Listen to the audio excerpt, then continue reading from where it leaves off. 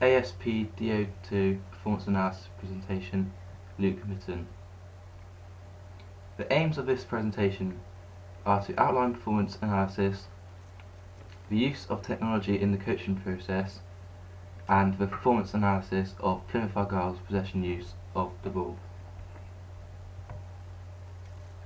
According to Hughes and Bartlett, performance analysis is defined as creating a valid and reliable record of performance by means of systematic observations that can be analysed with a view to facilitating change.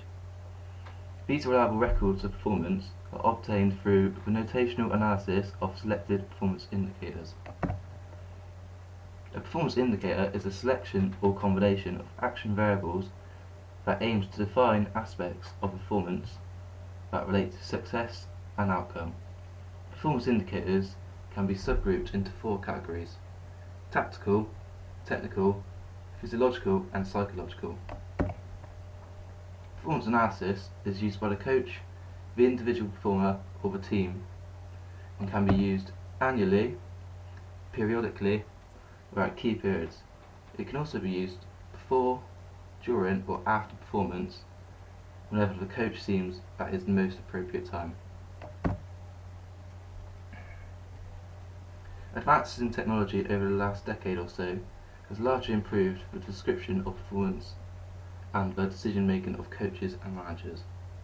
These technological developments include the introduction and enhancement of digital video capture, a wider variety of portable devices, and the progression of sports analysis software. These benefits of using technology in sport are mainly due to their ability to see past the obvious and allow the coach or analyst unlimited amounts of recall. These benefits aid the coaching process, as through enhanced observation thanks to video footage, detailed analysis through coding and statistics of performances, in which then the strengths and weaknesses of a performance can then be evaluated, leaving the coach to select and relay back appropriate feedback to the performer, when then planning can take place in order to eradicate weaknesses in performance. The application of performance and process goals in planning can then be used to achieve the overall outcome goal. The performance and process goals are the what and how the main outcome goal will be achieved, which is why they are doing it. Through using this SMART acronym, the coach can set appropriate goal setting for the performer to improve performance and set successful strategies.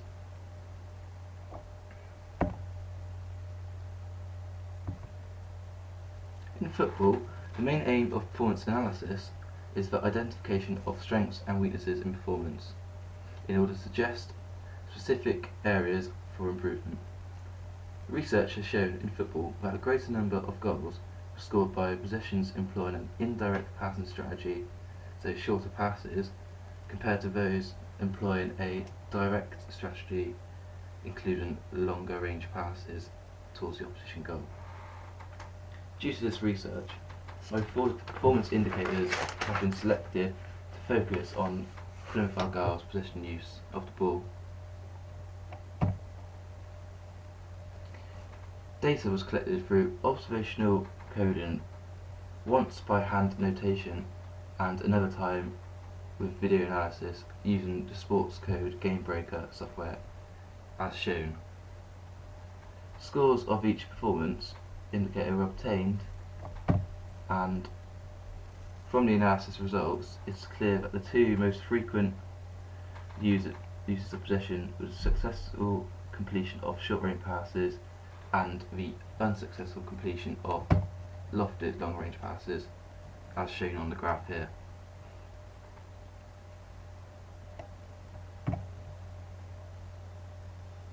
Despite the short pass and the lofted long pass being used similar amounts, they contrast sharply in their percentage of success, with 72% of short passes being successful in finding their target, whilst only 35% of lofted long passes were successful.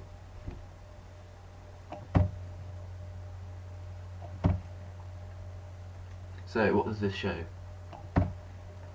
The strengths in the performance lie in the completion rate of short passes, and although the low frequencies, grounded long range passes were 70% successful.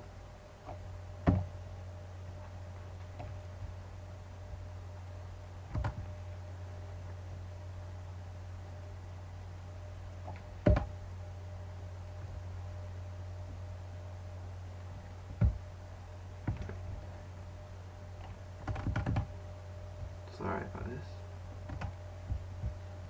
This clip displays the use of their short passing game in a positive phase of play, attacking the opposition area.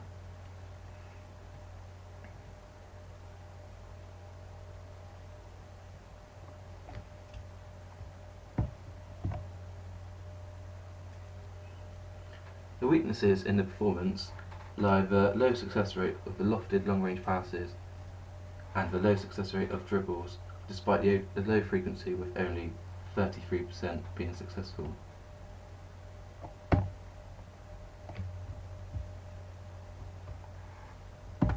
This clip displays the weaknesses in the long-range passing.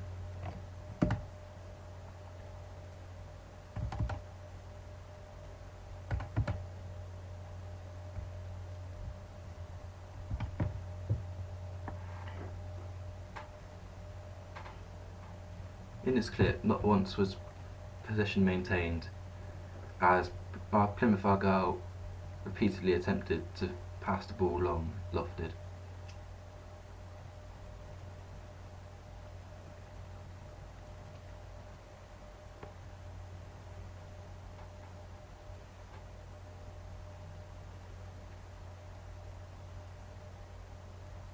This finally ended in them conceding a throw-in in their own area and allowing Fleetwood the chance of possession.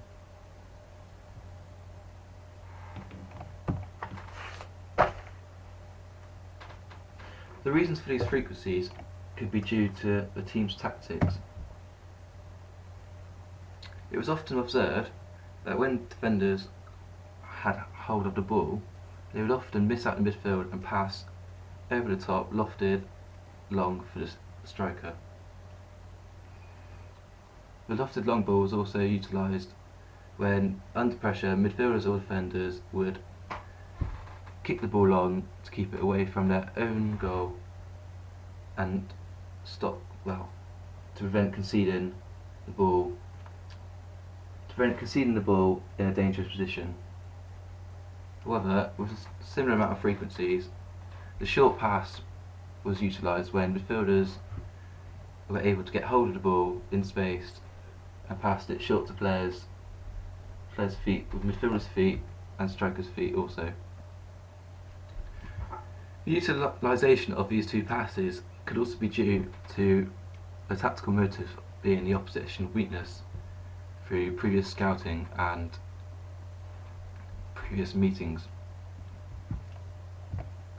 The success rate, or the reasons for the success rate, could be due to tactical indicators of performance. For example, the lack or success rate could be due to the accuracy of passing or the technique in passing.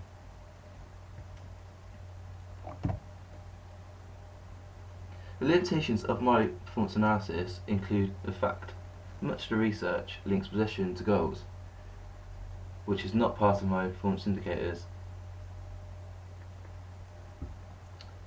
and in hindsight, the performance indicator showing an outcome would be included. Furthermore, it is only focused on recording discrete categories of behaviours with little reference to the performance context. So due to missing the first half of the match, my analysis cannot include any note of fatigue or injury, or any unusual events, or simply just the emotional behaviour of the performers. General limitations to the coaching process can include the dependency on technology, and also what information to select, and that aim to avoid information overload. The practical limitations of performance analysis include the cost of the equipment and the time consuming in preparation, coding or notation analysis, and then the processing after.